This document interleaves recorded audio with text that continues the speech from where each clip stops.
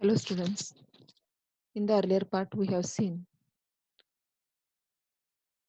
what was the background, long-term causes, what were the economical and social crises in the France.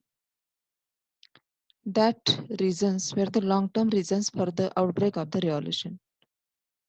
But some immediate reasons also taken place there. Events were taken place there that we are going to see in the this part, the outbreak of the revolution. In the last part we have seen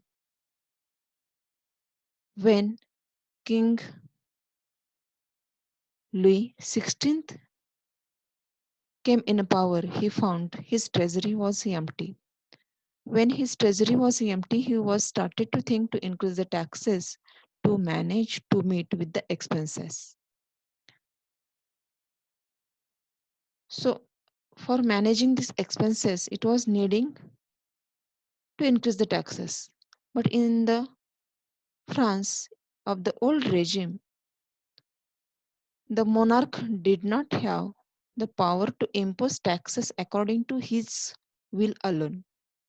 Alone, any monarch cannot be impose taxes on the people.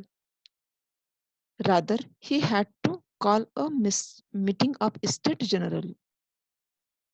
It was needing to call the State General meeting, and the proposal of new tax would be passed there.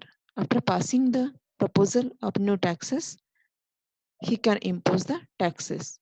The State General was the political body. The State General was a political body in the France. These were the representatives of the state. Three states were sending their representatives and they were called the State General. However, it was depend on the monarch when to call the meeting.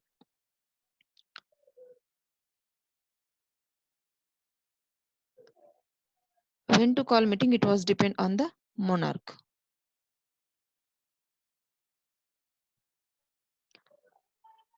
In the earlier period, the monarch before it, in a 1640, the meeting was called to increase the taxes. After 1614, to increase the taxes, the meeting was not called.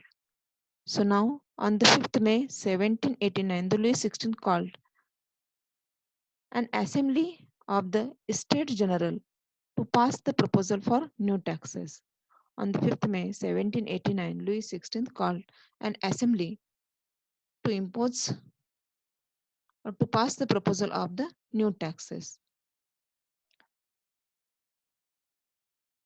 For this assembly, 1200 members were there from different states, from three states, 1200 people were there.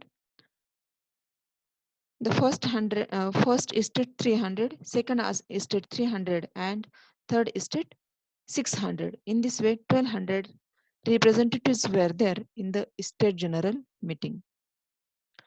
The 300 of the first state and 300 of the second state were sitting in that rows facing to each other on two sides in the hall to the both side. These both state representatives were seated in the facing way. But the 600 members which came from the third state had to stand at the back. In the third state also the representatives who were came, they were belonging from the prosperous and educated members. The peasant, artisan, women were denied to entry in the assembly. However, their grievances were sent, their demands were sent with the 40,000 letters which representatives with their representatives. In the old regime of the France, the voting of State General was voting in the State General in the past had conducted according to the principle that each state had one vote. The voting was in that way, one state, one vote. So this time also the Louis was interested to continue with the same practice, one vote, one estate, one vote. But the members who came from the third estate were not ready for it. They were demanding one representative, one vote. The whole assembly should be vote there. All the members should be vote there. So one vote was demanded by the third estate.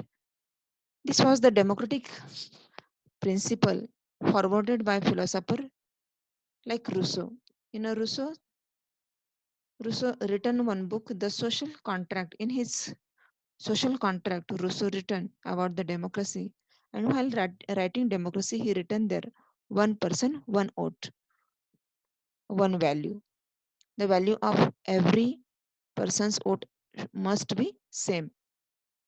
But this proposal was rejected by the king. King not accepted this proposal. Every person, every representative will be voted there because he was interested to remain with the old principle, old practice, which was one estate, one vote. And now the third estate members were not ready to accept that old principle. They were asking for the democratic principle, which was saying one person, one vote, one value.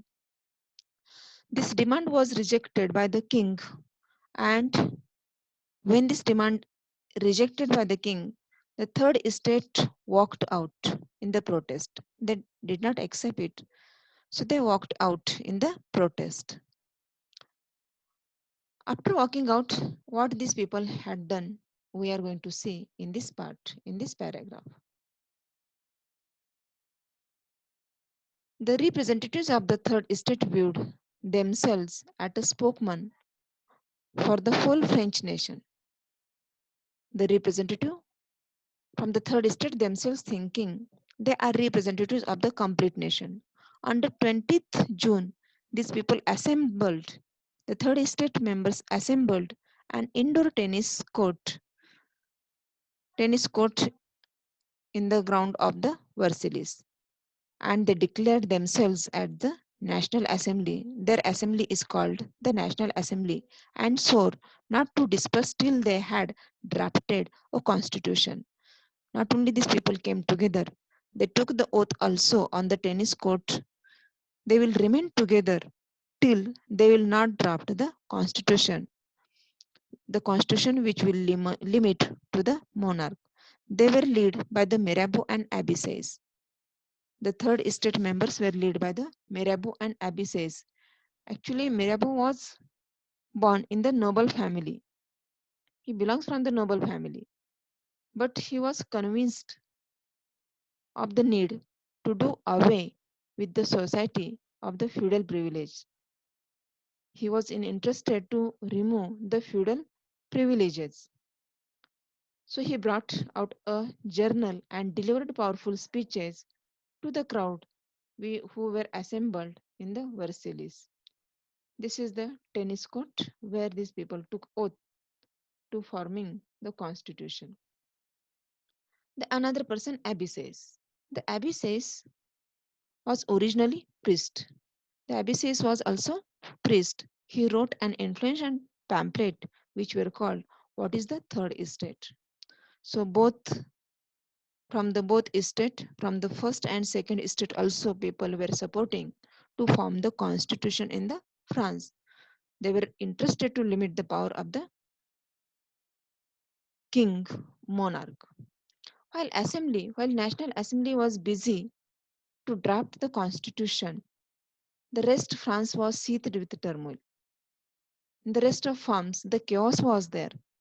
Difficulties were there. What difficulties were there? A severe winter was there. And due to this severe winter, bad harvest. Extreme winter. Due to this extreme winter, the bad harvest, no more production. The price of bread rose. Often bakers exploited the situation and hoarded supplies. The bakers exploited this situation and hoarded the supplies. After spending hours in a long queues at the bakery, crowds of angry women stormed into the shop. At the same time, the king ordered troops to move into Paris on the 14th July. The agitated crowd stormed and destroyed the Bastille, which was discussed on the first page with the for the introduction of this lesson, this chapter. This was the situation in the Paris or in the urban region of the country. What was the situation in the countryside? In the countryside also the rumors were spread. What rumors were spread in the countryside? The lords of manor. The lords of manor hired bands of brigades. These manor lords are hired, appointed bands of the brigades to whom it said, destroy the ripe crop. So, due to these rumors, the rumors which were spread in the Paris, we have seen on the first page, on the 14th July, the king was going to send troops and may he will order there, make open fire on the citizens. Through these rumors, due to these rumors, the revolts took place in the Paris on the 14th July and the fall of Bastille was happened. In the same way, the rumors were spread in a countryside also. The lords of manors appointed that bands to whom it is said, destroy the ripe crop. So automatically the people from the countryside also got feared, afraid. And in this fear, these people became angry also. And through this anger, what they had done, the peasant in several districts seized hoes and pitchforks and attacked Chatoks. Chatoks, it is the residence of the nobles, looted the hoarded grains and burned down documents containing the records of manorial dues. A large number of nobles fled from their homes, many of them migrating to the neighboring countries also. So in a urban and in a rural, in the cities and in a countryside, on a both way, the revolts were spread. Through these revolting subjects, Louis XVI finally accepted the recognition of the National Assembly.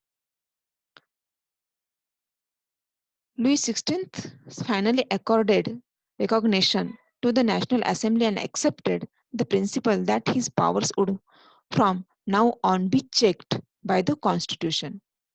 He accepted the principle, the power of his be checked by the Constitution. On the night of 4th August 1789,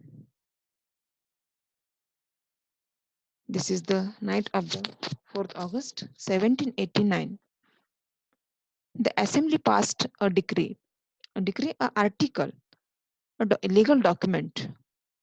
With this legal article, they passed the abolition of the feudal system, the taxes, and the privileges of the clergy. They forced to the clergy also to give up their privileges. Tithes were abolished. The tax which was tithe, which was needing to give to the clergy, priest, that was also abolished. Not only this one, the property of church, the land which was owned by the church, also confiscated. By confiscating this land, government benefited at least 2 billion livres. So this much land was used by the church in the privileges. So now it was the belonging of the government, property of the government.